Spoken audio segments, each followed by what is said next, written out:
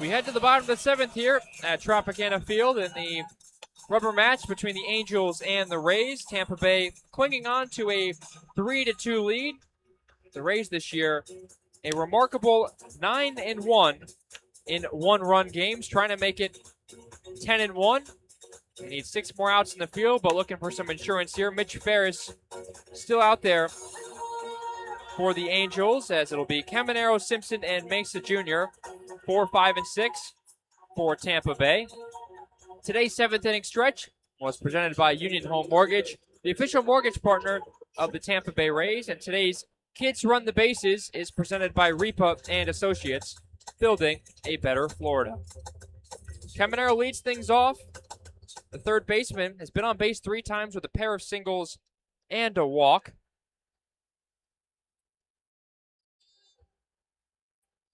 Caminero in this open stance waits on the first pitch from Ferris. It's inside for ball 1. Ken Rosenthal of The Athletic put out an article now 10 days ago which talked about the near trade which would have sent Caminero to the Angels as the second pitch is up and away with a changeup. It's 2-0.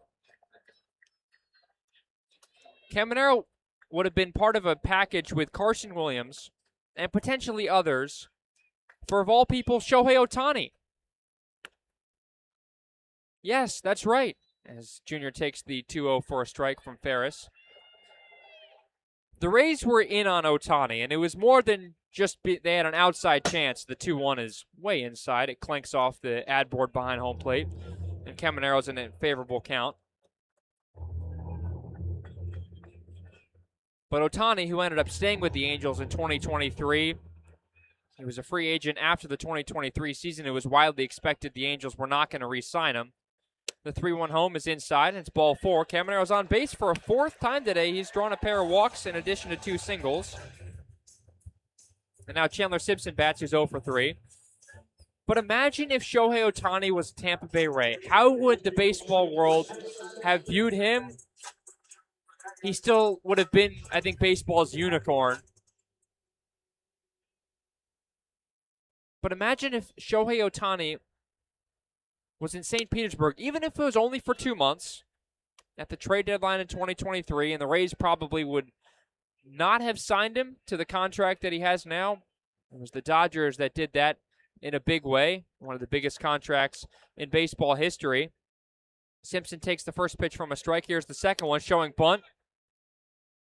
I think he attempted at it and just missed. He offered, and he's down 0-2 to Ferris, whose pitch count is now at 56. He came in the 3rd inning for Jack Kohanowitz and gave up 3 runs and only recorded 7 outs. And Ferris has pitched a couple of scoreless frames already and has definitely kept the Angels in this game. But imagine if Caminero was the 3rd baseman of the future for the Angels and not the Rays. 0-2 bounced outside. It's 1-2. Caminero was just a prospect at the time. He and Carson Williams, the shortstop, supposedly the shortstop of the future for the Rays, who recently got sent down to AAA. He's had a couple of stints here at the big league level. Williams has. 1-2 is outside. It's 2-2 to Simpson with Caminero off of first following the leadoff walk here in the bottom of the 7th. Rays up 3-2. In the series finale, the 2-2. A bouncer towards short. Neto will take it to second himself. Fire it to first. A high throw, which brings Grissom off the bag. Oh, hold on. Was Caminero safe at second as well? Caminero was standing on second base. Now Chandler is hobbling a little bit down the right field line. A whole lot of happening here. It's ruled a fielder's choice. It was a bouncer. Did Neto miss second base? Los Angeles is challenging both the out call at second base and first base. So there was no out call at all. Correction, the safe call at second base and first. Wow. Caminero slid 10 feet in front of second base. He was trying to avoid getting into a collision with Neto. Chandler's safe at first, but now he's getting attended to by the medical staff. Chandler's left leg is being held by the trainer. The Angels are challenging, as you heard from the crew chief Alfonso Marquez at third base. So I guess Neto just missed second base. That might be the case. I mean, he had Caminero, he was out by 10 feet. But as he wound up to throw, it looks like his left foot just comes up short. And what could have been a double play, if it's a good throw, Chandler Simpson, for as fast as he is, would have been out at second. But Grissom had to leave the bag, and this could turn into a complete disaster for the Angels. Well, going back to Caminero and the potential trade with him and the Angels in 2023, which would have sent Ohtani to the Rays. Perry Manassin, the Angels GM, and the owner, Artie Moreno, ended up opting not to trade Ohtani, but it was more than just a phone call or two between the two teams. The Rays were serious about it. Caminero was just 19 at the time in Double-A. Carson Williams was 20 at the time in High A. The Angels probably would have wanted a little more than that, and I think the Rays were willing to include lesser pieces in the deal, and that's what Ken Rosenthal says. But imagine Shohei Ohtani was a Tampa Bay Ray in 2023. That was the year that McClanahan blew out his elbow at the tail end of 2023 when the Rays were still contenders following that scorching hot start. The Rays won 40 games in the first 2 months of 2023. After review, the call at second base stands. The runner is safe. At first base, the call is confirmed. The runner is also safe. Los Angeles will lose their challenge. After all that, both calls on the field stand. And wow, what a catastrophe for Zach Neto in that situation. Came up short of second base on the easy bouncing ball, which should have at least got one out, but Neto was so focused on throwing out Simpson at first that he forgot about stepping on second. So now Victor Mesa Jr. bats. It's first and second, nobody out. Mesa Jr. showing bunt, pulls it back. It's outside for ball one. I love in baseball, and the baseball trade deadline absolutely clears all the other ones in major sports, the almost trades that we kind of get a couple of years later. The 1-0 is bunted foul, third base side. It's 1-1. So it goes down as a fielder's choice for Simpson, so he doesn't get a hit, but he's on base for the first time today. And it's definitely a blown opportunity. We saw Oliver Dunn miss second base earlier in the week in Baltimore. That was on an exchange when the ball was hit to second. He was covering second base as the shortstop for a double play. Again, Mesa Jr. showing bunt, and again, Ferris misses outside. It's 2-1. This is the time for the Rays to take advantage. Tampa Bay has left 9 runners on base. And the Angels have played sloppy baseball all weekend. As Mesa Jr. bunts one foul again, and it's 2-2.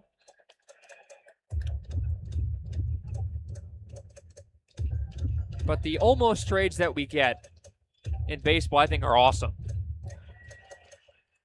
Nothing beats the almost Babe Ruth trade between, I should say, the almost Ted Williams trade to the Yankees in 1947 when he was with the Red Sox. Another pitch bunted foul on 2-2, and Mesa is down on strikes.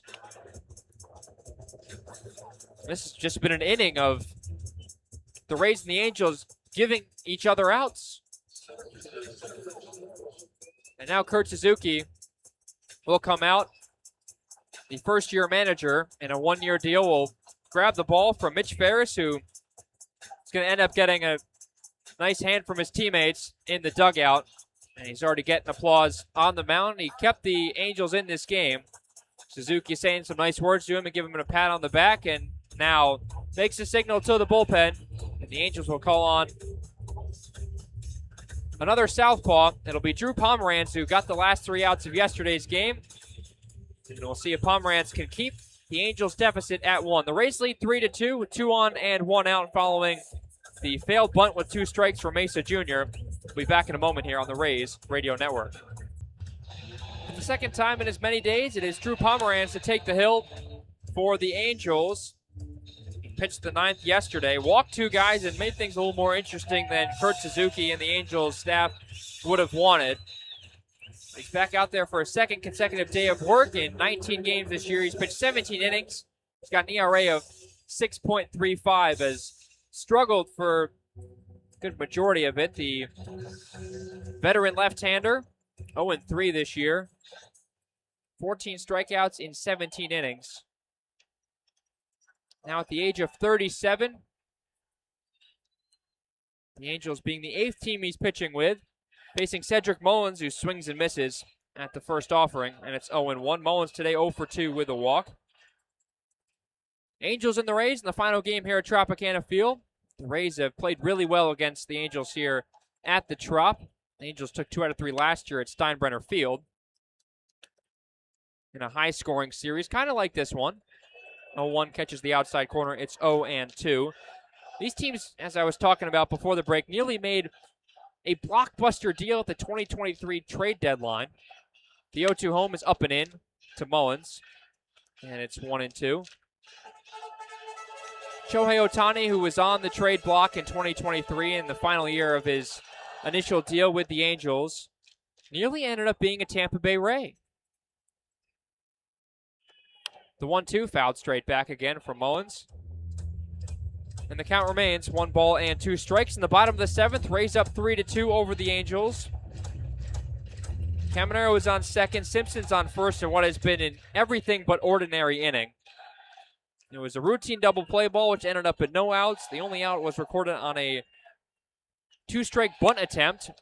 Swung on and missed from Mullins on the 1-2, chased the high cheese. And that's the second out of the inning, the first K from Pomeranz today.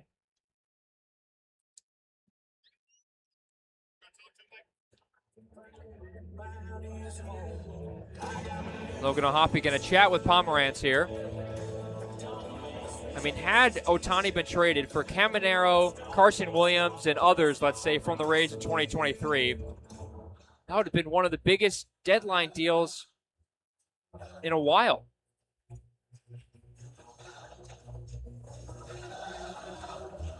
The Juan Soto deal is probably when the Nationals sent Soto to the Padres. That was probably the biggest deal since COVID, probably at the deadline. James Wood, C.J. Abrams, Mackenzie Gore all went back to the Nationals, who definitely looked like they won that trade by a landslide. But had Ohtani gone to the Rays in 2023, I don't know how the baseball world would have been able to react to that. Ben Williamson is batting here for Hunter Fiducia.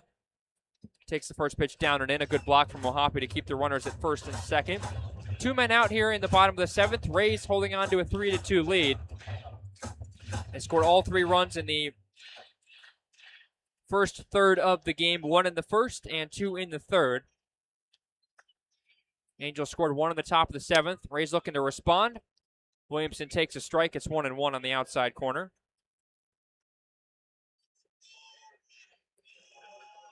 Williamson, who was hit by a pitch on Friday, was back in the lineup yesterday, but did not look like himself. He was 0 for 4 with 3 strikeouts. He waits on the 1-1 from Pomeranz and rips it up the middle and into center field for a base hit as it skips off the mound. Scoring is Caminero. To third goes Chandler Simpson, and Ben Williamson with a big pinch hit single as the Rays now lead 4-2 here in the 7th.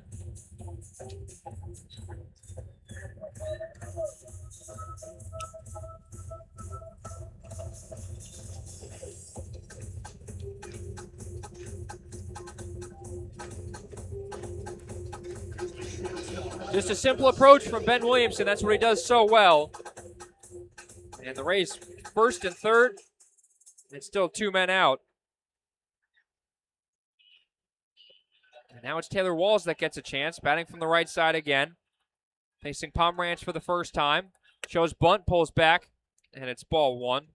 Walls did not appear in the 9th inning yesterday when Pomeranz got the final 3 outs of the 14-3 win by the Angels. Most runs since they scored 25 against Colorado in 2023. That was at Coors Field, as you can imagine. The 1-0 is outside to Walls, and it's 2-0.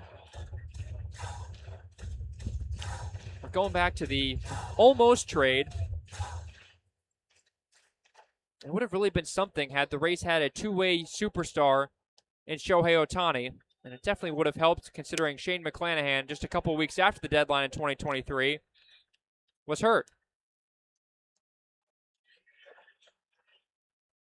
Walls tapped his helmet after the pitch was called a strike, but it was too late, I guess. They flashed the ABS challenge on the board, but then took it down, adding to the oddities of this inning. Now he takes the 2-1, a knuckle curve in there for strike 2. I guess it was ruled it was too late. The pitch was called a strike. Walls kind of hesitated to tap his helmet, then did tap his helmet, but Mike Estabrook said it was a little tardy. The 2-2, runner on the move from first. There goes Williamson. The pitch is down and in, and Williamson gets second without a throw. Williamson's 5th swiped bag of the campaign, and now Walls has a chance to drive in 2 with 2 outs. It'll be a full count offering. Walls already with 2 hits today. Left-hander Pomeranz kicks and deals. Low ball 4, and now the Angels are challenging. The catcher's challenging the pitch. Walls is convinced it's ball 4, and it is. The pitch is the ball. Los Angeles Angels are out of challenges. The Angels are out of challenges, and the bases are loaded for the top of the order in Yandy Diaz. And here comes the pitching coach for the Angels, Mike Maddox, the older brother of Hall of Famer Greg Maddox. So Yandy's up with the bases loaded. Diaz is 0 for 4 today. Yandy, with runners in scoring position and 2 outs this year, is just 5 for 20. 2 walks and 4 RBI. Entering the trade deadline in 2023, the Angels were 52 and 49. We're 3.5 games out of a playoff spot, but we're certainly not out of it. They had a 1 in 6 chance, according to the odds, to make the playoffs. They obviously completely capitulated. They lost 19 of their first 26 games in August. And there was a big dump of players to try and shave some money in September when the roster's expanded. Diaz takes the first pitch down and away for ball 1. It would have been it was probably one of the biggest what-if trades and almost trades. There's one that really sticks out in this sport. I'll get to it after this pitch. A 1-0 is called a strike from Pomeranz to Diaz. The Yankees and the Red Sox, of all teams, nearly agreed to a trade. As a matter of fact, the owners verbally agreed to a trade that would have sent Ted Williams to the Yankees and Joe DiMaggio to the Red Sox. The 1-1 is fouled straight back. It's 1-2 to Diaz. With the bases loaded and 2 outs. In this 4-2 game, the Rays have responded to the Angels' lone run in the 7th with one of their own and looking for more. The Rays have left the bases loaded already once today. Did it twice yesterday as well. In the 14-3 loss, they had chances to get closer in the game. Pomeranz kicks and deals the 1-2. Inside 2-2. A good block from Ohapi behind the plate. But when Red Sox owner Tom Yawkey and the Yankees owner Dan Topping initially verbally agreed to the deal, Yawkey went to bed, and then the next morning, they discussed this apparently over several drinks at a restaurant in New York. The next morning, Yawkey said, if you throw in a guy named Yogi Berra, a young catcher, I'll agree to the deal. 2-2 is fouled straight back. Of course, that did not end up happening. Just the fact that Ted Williams and Joe DiMaggio were heavily rumored in a trade for each other, like that would have been the biggest one-for-one trade in the history of sport. And who knows what the trajectory of both those franchises would have been. I mean, Ted Williams is one of the best lefty hitters of all time, and this is a sport where a lot of the best hitters are left-handed all time.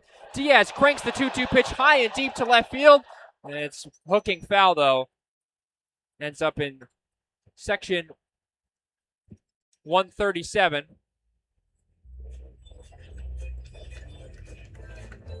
And the count remains 2-2.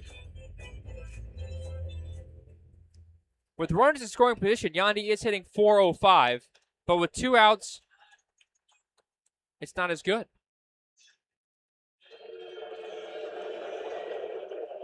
And now another visit here from Ohapi to go check on Pomeranz. That's the last mound visit of the game. And this does not have to do with pitch comp. The Angels have had a couple issues with that all series long. Pomerantz had 20 pitches. He's faced 3 batters so far. He struck out Mullins, gave up a single to Williamson, which scored Caminero, and then walked Walls on a full count pitch, which was just below the zone. Diaz against Pomerantz, 2 veterans squaring off. The 2-2 with 2 outs. Outside for ball 3. The Angels are out of ABS challenges, so the count will run full. It was a couple inches off the plate. And now there'll be a merry-go-round on the bases. Simpson from third, Williamson from second, and Walls from first. Diaz with 1 swing could blow this game open. Pomerantz to lefty, agrees on a pitch with O'Hoppe from the first base side of the rubber, kicks and deals the payoff. Outside, ball 4. The Rays add another run. It's 5-2.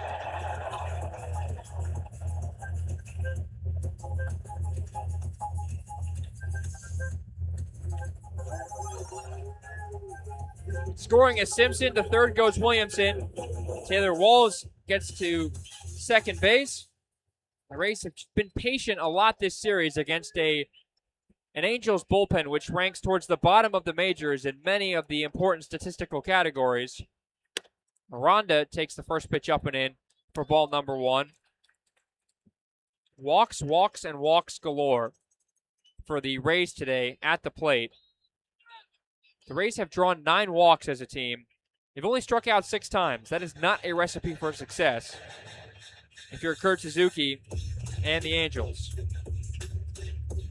In this inning, which seemingly getting out of hand, there's only been 2 runs, but many more base runners, could be over without any runs because Chandler Simpson grounded into what's looked to be a double play as the 1-0 is taken for a strike and a challenge. The batter is challenging the pitch. Aranda going to give it a go here. And it was upstairs. Pitches the ball. So it's 2-0 to Jonathan Aranda. That pitch missed by 4/5 of an inch. But Zach Neto had an easy double play ball, even with Chandler Simpson running, and he missed second base. That was the second batter here in the 7th. Aranda is the 8th guy to hit in this inning. He waits on the 2-0. Inside for ball 3. Nowhere to put Aranda here. And this has been a bullpen game. There's a ball from the Angels bullpen which has gotten away, which is kind of fitting considering no one can find the zone right now. For those wearing the Halos uniform. Aranda 7 for 17 this year with 2 outs and runners in scoring position. 3-0 count. I would be shocked if he swings. Here it comes from Pomerantz. A get me over strike at 91 miles an hour. Fastball from Drew. And it's 3-1. This has been a series where neither defense has played great. Both teams have left plenty of runners on base. The 3-1. Fouled off. Tips off the glove of O'Hoppe into the backstop. And the count runs full. And there will again be action on the bases. Both bullpens have, at times, looked like they can't find the zone. There's been a pair of 7-run innings in this series, won by the Rays on Friday. The Angels did so in the 9th on Saturday. Here comes a full count pitch to Aranda. It's swung on and golfed in the air out to center. Right to Mike Trout. He takes a few steps over to his right. He calls off Wade Meckler, the new left fielder, and he makes the catch, and that does it for an eventful bottom of the 7th. The Rays get 2 runs on just 1 hit. They leave them loaded, but they lead 5-2 after 7 here on the Rays Radio Network.